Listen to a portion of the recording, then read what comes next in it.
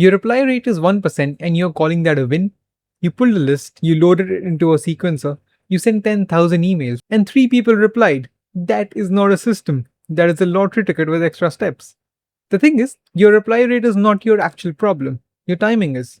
You are reaching out to the companies that might theoretically need what you sell.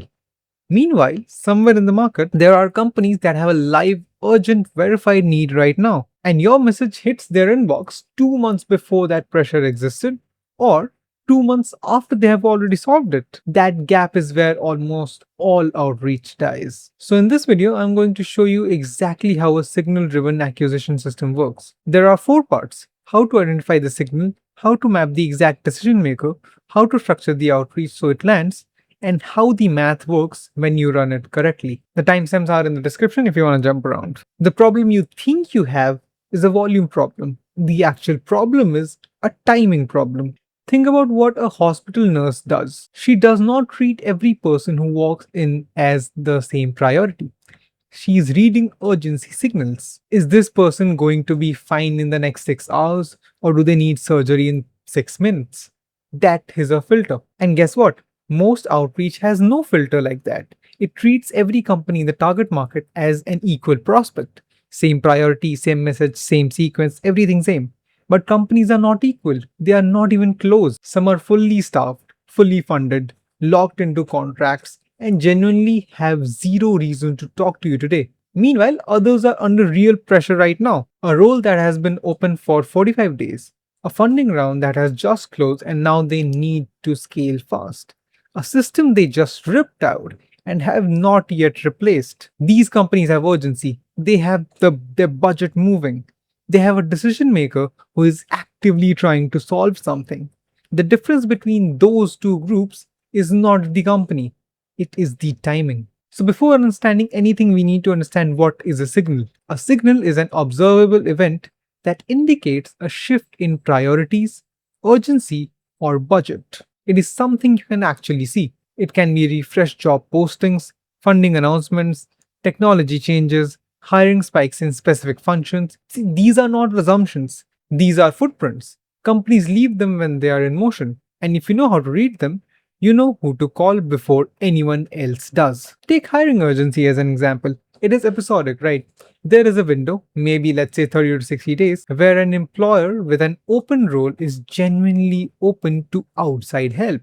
Before that window, they are trying to solve it internally, and after it, they have either filled it or adjusted the requirement. But inside that window, the right conversation at the right moment hits completely differently than a cold pitch ever could. A staffing firm in the UK was running exactly this kind of signal monitoring.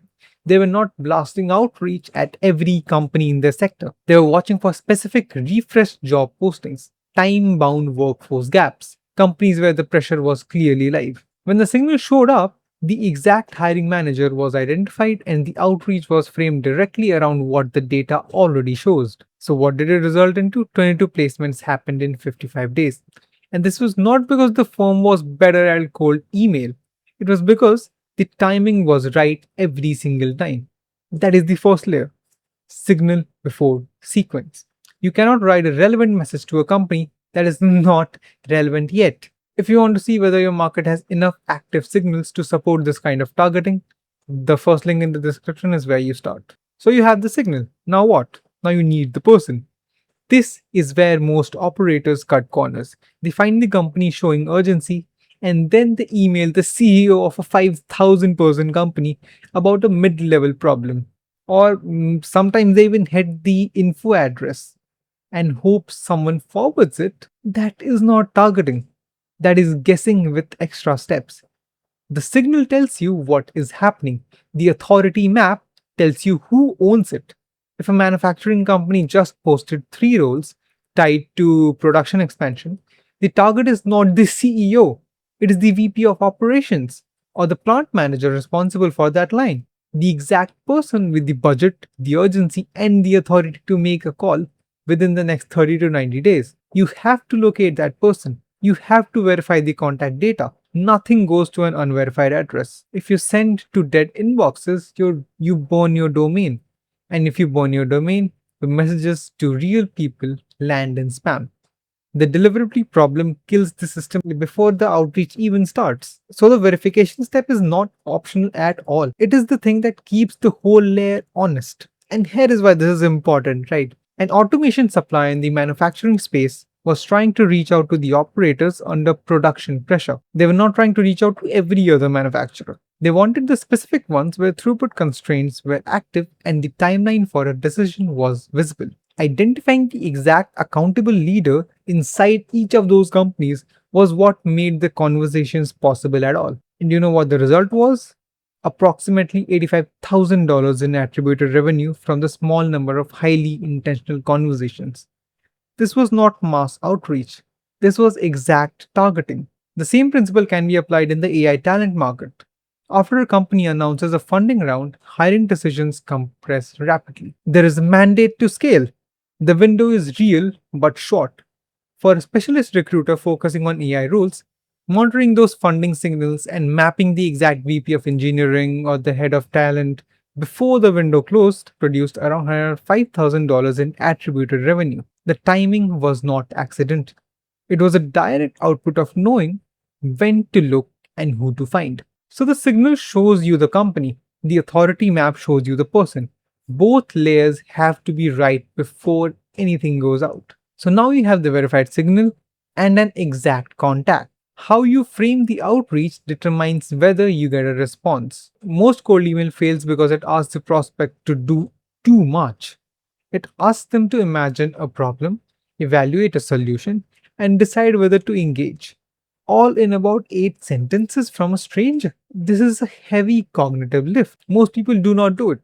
And you know what? They delete and they move on. Signal based outreach removes almost all of that weight. You're not asking them to imagine a problem, you're showing them that you already see the exact problem they're sitting in right now. The message is built around what the data already shows about the situation. You see, when an education technology company was trying to reach curriculum decision makers, the outreach was not a pitch about the product. It was framed directly around the specific planning cycle that was already underway. These were the budget windows, the program refresh timelines. Basically, these were the moments when adoption decisions actually got made. And what was the result? 5 new clients came in within like 48 days. That happened because the message arrived at the exact moment the decision was live, and it spoke directly to the pressure the buyer was already feeling. In the healthcare space, the same logic was applied. Healthcare organizations evaluate new solutions only when operational strain is real, leadership alignment exists, and the compliance questions are at least partially answered. Generic outbound interest almost never aligns with that window. But when the signal monitoring shows you exactly when the window is open and the outreach is framed around the specific operational pressure rather than a generic value proposition, the conversation starts differently. The result was 2 new partnerships closed within 60 days, attributing approximately $35,000 to those conversations. That is what happens when the framing is right and the timing is right. One more thing on the outreach structure: before the introduction is made, there is a step most people skip entirely. The other side gets contacted first, with full context about the situation, but without the supplier's name attached to it. The framing positions the supplier as the authority who can solve the exact problem that the company is facing. If the other party is not interested, the supplier's reputation is never on the line. They were never named. But if they are interested, the first thing they associate with the supplier is relevance and the expertise. They do not associate it with a cold pitch. The introduction lands warm on both sides. So see, you're probably not going to hear that framing anywhere else because it is not how most connectors operate. Most connectors send names. The approach that we use is we send situations. If you want this kind of filtering applied to a market, the link is in the description. So let's talk about the math of the system. Every layer of the system has a known conversion range. The system does not require hope. It requires inputs. We start with companies showing verified intent signals, filter those down to the exact decision makers, verify their contact data, send them outreach with the connector angle, by the way, which in their mind puts you like the authority in the subject matter. And at the same time, it protects your reputation from being involved with those people who do cold mass outreach to those companies. Out of the replies that we get, more than half will be positive because the timing was already right before the message went out. So you're not convincing anyone. You're simply showing up at the moment the problem is already at the top of their list. From those positive replies, roughly around 30% move forward and say that they want a conversation. Starting from 1,000 verified signal matched companies, the system produces a double digit number of conversations. And this is not from volume, by the way. This is the exact math. A key shift is that each layer has a job. Signal filters for the timing, authority mapping filters for the right person, outreach filters for relevance, vetting filters for genuine urgency before the introduction ever happens. By the time a conversation actually takes place, both sides have already been qualified. The meeting is not a discovery call, it is a confirmation. A manufacturing recruiter running this system produced 39 placements in a single quarter. An esports organization using timing aligned brand introductions attributed 70,000 euros within 3 months. These are not anomalies, they are what happens when the filtering is honest at every layer.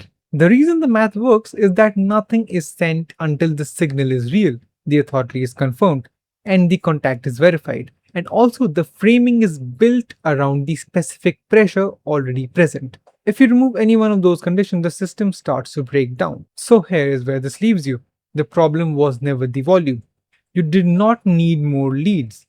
You needed better timing. You needed to be in front of the exact decision makers at the exact moment the problem became urgent enough that an outside solution was acceptable. And that window is real and it is measurable. And when you hit it, you do not need to convince anyone of anything. The relevance speaks for itself. You can build this infrastructure on your own, set up the signal monitoring, build the verification layer, hire people to do the manual vetting. The blueprint is what you just watched. It takes time and capital to build correctly, but the logic is clear, right? Or you can work with me. If you're running a B2B service business or a staffing firm and you have capacity to take on more clients, but you are tired of fighting for attention in crowded inboxes, the answer is not more outreach, it is better timing. Fewer conversations with people who are already in motion beats 100 conversations with people who have no reason to move yet. The link below this video is where to start.